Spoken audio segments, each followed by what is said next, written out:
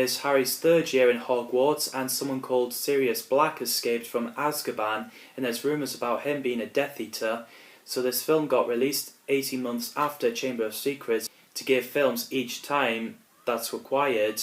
Chris Columbus decided not to direct the film as he's barely seen his kids. However, he chose to produce it, then he can spend more time with his kids. Guillermo del Toro was chosen to direct this film to make it Dickinson version, but he got put off by the first two films as he found it too bright and happy and full of light. Mark Forster chose to direct Finding Netherlands over this film, saying he's not directing child actors again. M. Night Shyamalan was busy working on The Village movie, so Warner Bros. Brought three options of directors: Callie Corey, Kenneth Branagh, Alfonso Cuarón, so it later went to Alfonso.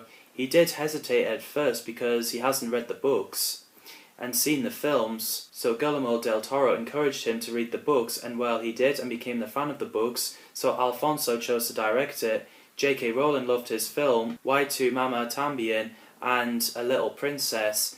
David Heyman thought it was perfect fit with the tone and style. Alfonso wanted to make Hogwarts more contemporary and a little more naturalistic, and given the costumes and sets more mature tone.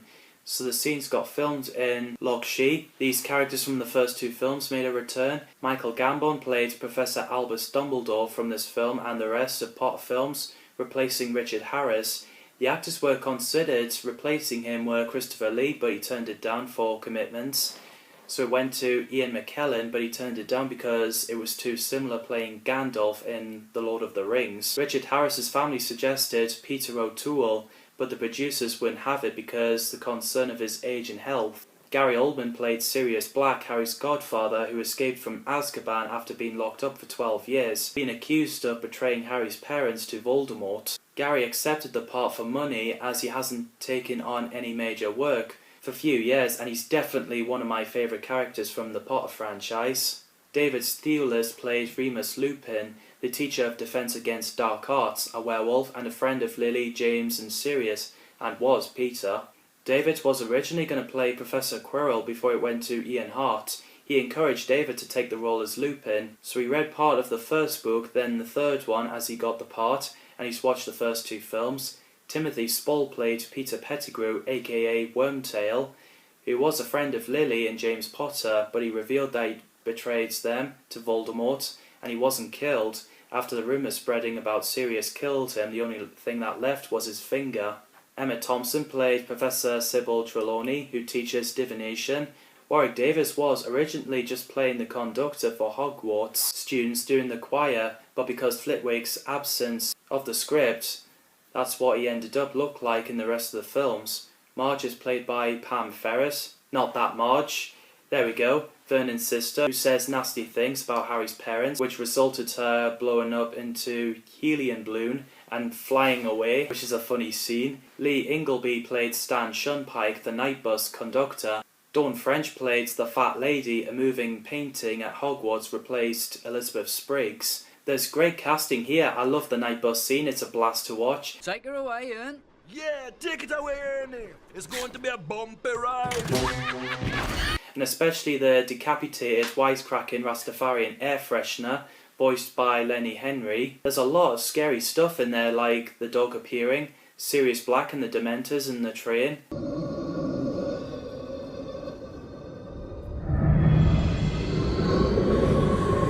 First watching it as a kid, I actually got freaked out and fascinated by it at the same time. Harry riding on Buckbeak is a fun scene.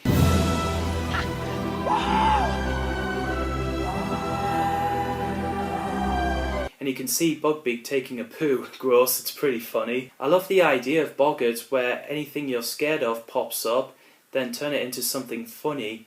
Neville's fear is Snape, Parvati is Giant Snake, Ron is Spider, Lupin is Moonlight, and Harry is Dementor. This is also the first mention of Harry got his mother's eyes. The best Snape's line has got to be... Turn to page 394.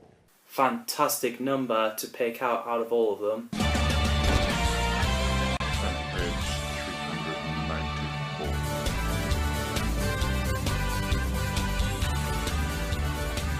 gotta love page 394. The Quidditch scene really gives me the chills with the cloud shape of the dog. I love the Marauders map, I always wanted one. Offer their compliments to Professor Snape and request that he keep his abnormally large nose out of other people's business. Why, you insolent little... Professor. I also found out in the scene where the students uses the sleeping bags at the Great Hall, Michael Gambon and Alan Rickman put the sound of fart in Daniel's bag, which made everyone laugh, which is really funny. I get the goosebumps when Sirius first showed up inside the Shrieking Shack. The Whomping Willow attacks looked pretty lethal as hell. I love the small talk between Harry and Sirius, I really love their chemistry.